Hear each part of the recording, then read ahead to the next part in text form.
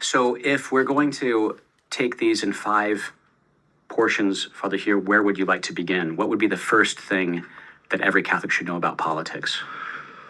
Well, first off, we need to be aware that politics is a form of morality. It's actually a chapter in moral theology, in ethics, and it has to do with the pursuit of the good on the part of a society. Okay. From the word polix, from polis, from the city, from the ancient times when city-states were the norm. But it applies to any society taken as a whole, as a commonality.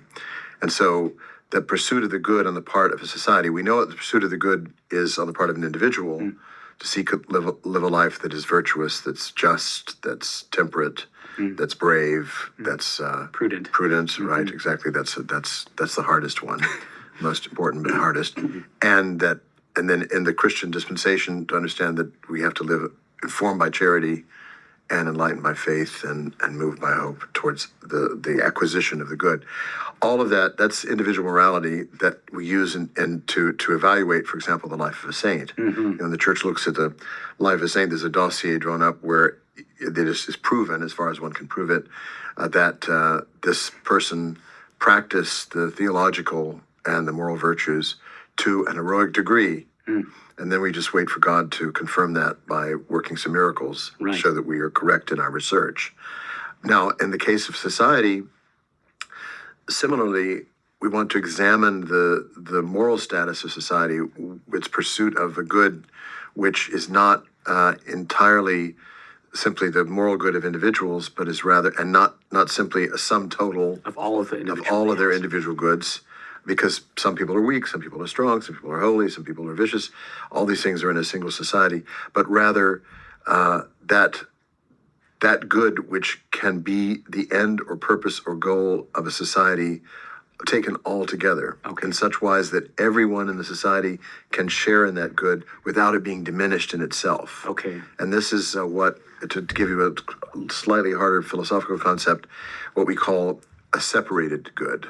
That is, it's so great and so sufficient to itself that it can be shared by very, very many without being diminished in itself. Think of the sun. Think of these lights that are on us. They just send out their beams and they equally illuminate everything in the room, but with different capacities of reception on the part of those who are under that light. And the same with the sun, with the supreme good, it's the same thing. So we're looking for the supreme good of human society as a whole. And then by derivation, smaller human societies and so on, all the way down to the family, to the individual. But because the individual is never really meant to attain his perfection or his moral goodness outside of human community. And so it's not as though you can be the lone wolf who's just, morally upright. And without human company. There's that ancient philosophical idea that man is the social animal, right? Yes, and that our virtues can only be practiced in common. Now, of course, that's an attitude which can be, as we used to say, colder than charity. If you just consider that the reason why you need other people around you is as though you can grow in virtue. Well, thank you very much. If you think that way all the time, other people are definitely going to grow in virtue dealing with you. Yes, you will be the cause of their growing. So we do not view other people as simply instruments or useful opportunities to be good. That would be the sort of I don't know. Anyway, I won't characterize it too much. But let's just say, no, what we realize then is that there's certain goods that we ourselves cannot attain, that no one can attain without companionship. There's no doubt about it. And dependence of various kinds on various sorts of people, parents, teachers, friends, most of all. And friendship is perhaps the most privileged sort of a category of relationship that needs to characterize a society which is really and truly seeking its true good, its highest good. Because friendship is the sort of relationship where your morality matters, but your social context matters, and that's what you want society to be. You want it to be a place where you can have enough good families and enough good work and enough order and law and so on and so forth, so that people can be friends without having to struggle hoping against hope that they can continue their relationship. Okay. Yeah. Okay, so that's a kind of a general way of looking at what is the end for which the polity exists, or why do politics exist, as we might say. It's this branch of ethics or morality that attends to the separated good of an entire group of people in a whole country or in a city, some corporate or civil arrangement of people. Yeah, and that automatically leads to our second point, of course, which will come up in a minute, I suppose. Okay. But it's good to point out that what is the separated common good of human societies Okay. and of human society as a whole, and what would it be? What or who can satisfy the need for perfection and completion of every single human being without its or himself being diminished? Well, it's God, Right. because ultimately that's the good taken substantially, the one who transcends everything and yet gives perfection to everything. The source of all good. So the perfection is intimate and internal to them, and yet is received from above. You know, St. Paul says every good gift comes down from above, from the Father of lights, in whom there's neither shadow or alteration or change. So he's changed us perfect, eternal, separated, and yet he is intimate and powerful and effective down to the division between soul and spirit. Right. Soul and spirit. That's good. That's about parallel examples.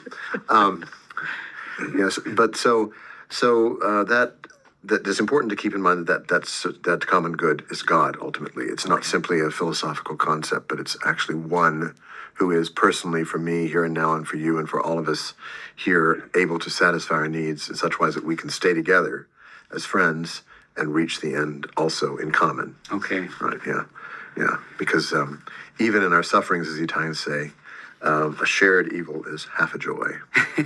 Yes. So, by way of summary of this part of our conversation so far, Father Hugh, we are identifying the first thing that every Catholic should know about politics is that politics is about the common good. Absolutely. Now, some people might say, well, what do you mean, Father? Look at all these issues that are confronting our country. Yes. What about abortion? What about marriage? What about this? What about that? Yes, but we need to understand that all of those things are not simply teachings that we have that have to be desperately imposed on the rest of society or everything's going to fall apart. Right. But they are indications that society has gone off and has ceased to seek the true good, Yes. and therefore is able to kill its own young, able to undermine the most fundamental institution of society in the name of what? Not of the common good, but of Individual goods. yes, right, and there you have it. So, and this is actually an interesting question, an interesting point that I think many people listening and watching might wonder about. You know, something that really characterizes the American spirit in many ways is our strong sense of individual identity and individual rights and individual freedom, that we are the rugged individuals who have found a way to fulfill the American dream, historically speaking. How does that sense of individual right and freedom and good intersect with an idea, a more important idea of the common good? Well, of course, there is a big misunderstanding that individual liberty, individual rights are the purpose of organized society. That our society as Americans, our state, exists to guarantee our individual liberties. Now, that's an easy one for Americans to miss because our founding documents are precisely composed in order to emphasize the importance of maintaining those liberties against the intrusions of an overreaching state. But if you look at it more carefully, you'll see that our documents begin, we the people of the United States, in order to form a more perfect union, establish justice, ensure domestic tranquility, provide for the common defense, promote the general welfare, do ordain and establish this Constitution of the United States of America. Yes, we we learned have that in school, so yes. there it is. But That's right. We have it all begins with the common good. Yeah. So if it devolves into something or decays or becomes corrupted into something that's purely individualistic, you can see historical influences. The rise of sort of cutthroat capitalism, industrialization, which made individual person's kind of ciphers that are supposed to take their place in the economic system to increase wealth. Whenever you hear politicians, and I remember a very famous one who I admire, but she would go on about the importance of those who are able to create wealth. So that were like your main point in society. That's why you exist in society. If you don't create wealth, well then, you can't even say get thee to a nunnery, because that wouldn't be creating enough wealth. Right. That corruption of the ideal of the subject of the state, or the citizen of the state, or the dweller in a particular territory, as contributing in some way to the common weal, the commonwealth, wealth considered in the wealth being well-being. Well-being, yes. That can be lost in favor of a notion of each one to himself, homo homini lupus, each man is a wolf to the other, and that notion of a competition, which is supposed to be the driving force Right, that to Hobbesian make idea. things happen and make wealth be produced and eliminate things that are useless or weak, and you end up in an exceedingly bleak and dreadful view of human society, which Yes. doesn't have anything to do with the happiness of the whole society or even the individuals. And This is the point. We have examples of that in spades in the 20th century. You barely scratch the surface of any one of those horrible tyrannical states who killed their citizens in their millions, and you find this very thing. Right? Yes, right. Like our tyrannical state, which allows citizens to be killed in their millions. That's right. If it weren't for the Supreme Court, at least we have one authority which is unelected and cannot be removed. And they were the ones that at least established that there's a right to kill your own children. Right. So there you are. There you are. Although they're trying to find ways to remove them. So Good Father. So is this a sufficient discussion, at least for the outset, for the common good? Well, let's just to give a little caveat to our hearers and viewers that don't worry if we're not underlining constantly individual rights and individual liberty, because that will be protected if we love the good of our neighbor as we love ourselves, and as we love God, who's first loved us. It's all there in the gospel. It'll be taken care of. It'll be taken care of. You can't honestly love God and your neighbor, or follow the new commandment, love one another as I've loved you, and not establish a general happiness in society. Yes. Now, you may end up being crucified, but that's for the sake of someone else. And then, it all comes around in the judgment. But the point is very much true that that's the real source of our happiness. Right. And we have to keep that in mind. So we shouldn't fear that those things won't be sufficiently emphasized. Okay. Jesus didn't say, "Well, what about my rights as a subject in a subject populace?" Today we will be meditating upon and praying with the fourth glorious mystery, the Assumption, with help from a painting that is a fresco, and we can call it the fresco of the Assumption of Our Lady in the Vision of Saint Bonaventure by Cesare Mariani. Now a brief introduction to our artist and artwork. Cesare Mariani was born in the year 1826. He died in the year 1909, and he was an Italian painter active in Rome in the 19th century. He was influenced by the French neoclassical school and artists and the Nazarene movement, which was a movement trying to revive spirituality in art, and also by genre depiction, which is pictorial representation of everyday life. This particular fresco was done in the year 1863, and the style of it showcases the characteristics of 19th century religious painting, blending traditional iconography with the artistic sensibilities of his time. And now a description of our painting. In a red dress, the Blessed Virgin Mary rises, wearing a large and fine blue cape. Two angels, one on each side, bear the corners of the mantle up and over many people. Mary's arms are outstretched. The sky above is filled with soft golden light and ethereal clouds and swirling circles, showing the journey she makes from earth to heaven. Below the glowing yellow skies to the left are kings, a pope, maidens in white, all looking up to Mary. To the right, also beneath her mantle, are angelic creatures, cherubs and others on horseback. To the right, also beneath her mantle, are angelic creatures, cherubs, and others on horseback charging. At the very bottom of the painting, beneath the angels and saints, also covered by the mantle of Mary, is an altar set prepared to celebrate Holy Mass.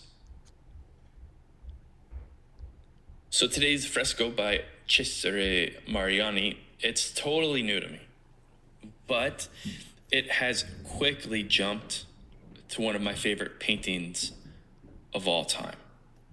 And I don't say that lightly. For those of you who are following along with the Rosary in a Year prayer guide, you have the essential frame of the fresco in your book. It depicts the Blessed Mother being assumed by angels while she's standing on a cloud. And there's angels and horses and a collection of people down and to her right. I'd say this, like, it's worth looking up the painting to see it actually in its entirety, in the form it has in the church where it's painted. There, what you find in the fresco that's painted in the church, just below the angels, the little cherub angels with the quiver and book, is a sleeping Saint Bonaventure. And all that's happening above is actually a representation of a vision that he's having. Again, the core of the painting is included in the book, but the whole panoramic view of that image, it's really something to see. So I'll encourage you to look it up and to do that, spend some time with it. And what I love about the painting, though, it's not just the beauty and the movement of it, but the really profound meaning and symbolism and references. Let's begin by trying to understand the whole scene and what's happening and what Mariani is trying to communicate, like the symbolism he's including or the references. And at first, I thought the angels and the horses were going off to some sort of battle. So, like, where's the battle? But what I believe is actually happening and makes the most sense is that it's an allusion to 2 Kings chapter 2. And that's where Elijah was taken to heaven by a chariot of fire and horses and a whirlwind. Now here we see Mary, right, being assumed body and soul into heaven on a chariot of clouds in a whirlwind by an army of horses being driven by angels. And I guess personally, I've never spent too much time trying to imagine the particulars of what Mary's assumption looked like. But I love the power of this depiction. It's triumphant. It's worthy of our victorious queen. I just love it. Now let's take a look at the people honoring what's happening and the witnesses there. And what do we have, right? We see a queen, we see a pope, we have Dominicans, we have a knight, we have a collection of other, they're kind of noble looking people. And then we have a group of women dressed in all white robes. So who our artist wanted these to depict, I'm not totally sure, but we have a number of options. So these could depict the faithful virgins of the church, the consecrated virgins who have dedicated their life to the Lord. Or perhaps the virgins who are mentioned in the gospel parable, right? Who kept their lamps filled with oil as they vigilantly kept watch for the bridegroom's return. Those faithful, pure souls waiting on their Lord. Or perhaps these are all of those faithful souls who've had their robes made white by being washed in the blood of the Lamb that we come across in the book of Revelation, chapter 7. But all of this depicts the many faithful Christian souls of various ranks and states of life who all await their share in the victory that Our Lady comes to share in now. They all await their turn to join her in heaven with the divine bridegroom, our risen and victorious Lord. But let's hone in for a second. Let's go back to that battle imagery of the angels and the horses driving Mary's chariots of clouds. These are all the victorious ones. All who are depicted here, they are the victorious ones. And we've talked multiple times about the battle of good and evil taking place. And often we're kind of moved and we're able to really see the presence and the work of evil. But my brothers and sisters, the good team wins. Good wins. Jesus and those who follow him, all Christians from Our Lady to the Pope, to consecrated men and women, to kings and queens, and all of those who have been faithful, all who have allowed themselves to share in the victory of Jesus by being made new in his blood. We are all victorious in him. Jesus is victorious. Mary is victorious. And in him, in Jesus, we all share in his eternal victory. Eternal justice wins. Truth wins. Love wins. Mercy wins. My brothers and sisters, we are on the winning team. It doesn't always feel like that by world events and the news, etc., but we are on the winning side of eternity. As we pray today, we join the multitude who already celebrate Mary's share in this victory. Her hope, again, was never in vain. May we also receive the grace of hope that the battles we are fighting, if we remain faithful to Jesus, if we remain faithful to his truth, if we remain faithful to drinking deeply of his mercy and trusting in his promises, we too already now share in his victory. If we set our mind, our hearts too much on worldly events and worldly affairs, we can be discouraged and we can doubt this truth. So my brothers and sisters, we are invited today to set our mind on things of heaven again, where we see already all of those who share in this victory and all of those who await our joining them in this share. My brothers and sisters, Jesus wins, and in him we are victorious. And now, with Mary, Our Lady assumed into heaven, body and soul, our victorious Queen, let us pray.